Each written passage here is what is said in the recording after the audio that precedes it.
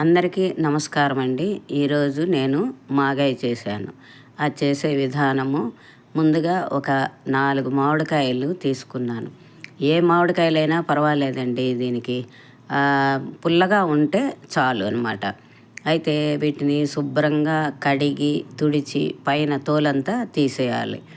తీసేసి చిన్న చిన్న ముక్కలుగా చేసుకొని దానికి తగినంత ఉప్పు, పసుపు వేసి ఒక 3 రోజులు మనము ఒక గిన్నెలో వేసి, గిన్నెలో కానీ లేదా ఒక ప్లాస్టిక్ డబ్బాలో వేసి ఉంచాలి. ఒక 3 రోజులు ఉంచిన తర్వాత వాటిని మళ్ళీ మనము ఎండలో పెట్టాలన్నమాట. ఎండలో పెట్టాను కానీ దాన్ని నేను వీడియో తీయలేకపోయానండి. ఎందుకంటే చాలా ఎక్కువగా ఉంది ఎండ కదా, కాబట్టి నేను వీడియో తీయలేకపోయినాను.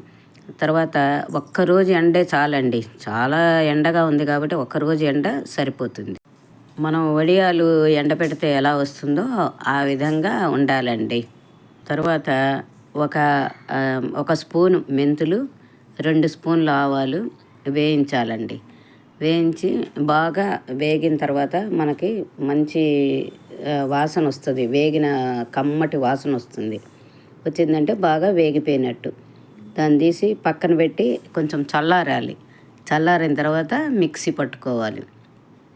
మిక్సీ పట్టుకొని తర్వాత మళ్ళీ బాణలు పెట్టుకొని మళ్ళీ ఆవాలు, మిరపకాయలు, కొంచెం నూనె కొంచెం దీనికి ఎక్కువే పడుతుందండి.